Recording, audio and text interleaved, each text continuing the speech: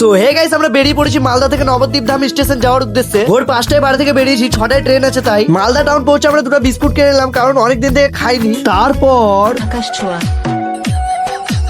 আকাশ ছোঁয়া কিছুক্ষণ পর সবাই মিলে ট্রেনে উঠে একটু ফাজলামি করছিলাম। তারপর ফারাক্কা ব্রিজের সৌন্দর্য অনুভব করতে করতে প্রায় 4.5 ঘন্টা পর নবদ্বীপ ধাম স্টেশনে এসে পৌঁছালাম। মালদা থেকে নবদ্বীপ ধাম জেনারেল টিকিট নিল 95 টাকা করে। তারপর টোটোতে উঠে নেমে গেলাম বালাজি মন্দিরে। থাকার ব্যবস্থাটা এখানেই করলাম, আর রুম ভাড়াটা এখানে প্রায় 600 টাকার মধ্যে হয়ে গেল। পাশে একটা খুবই সুন্দর ঘাট ছিল, তাই সেখানে স্নান করতে চলে গেলাম। ওখানকার ভিউটা তো অসাধারণ ছিল, আর এখান থেকে ইসকন মন্দিরটাও দেখা যাচ্ছিল। সবাই স্নান করে মন্দিরে 85 টাকার ভোগের কুপন নিয়ে ভোগ পেয়ে নিলাম। তারপর আমরা রেডি হয়ে বেরালাম মায়াপুর ধাম ইসকন মন্দির যাওয়ার জন্য। 10 টাকা লঞ্চের টিকিট কেটে চলে আসলাম ঘাটে। তারপর উঠে গেলাম লঞ্চে, আর এখানকার দৃশ্যটা দারুণ ছিল।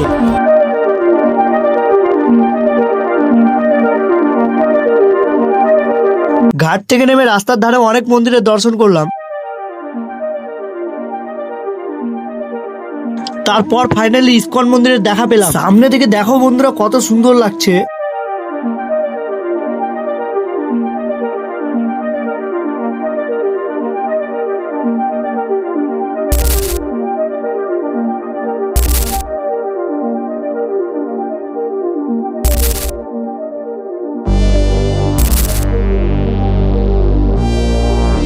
সত্যি বলতে এখানে আসার বাড়ি যাওয়ার ইচ্ছাই করছে না। তোমরাও আসো, এখানে খুবই ভালো লাগবে। এখানে ঘোরার তো অনেক রকম জায়গা আছে, আর পাশেই একটা মাঠ আছে যা খুবই সুন্দর লাগছিল। আকাশ ছোঁয়া।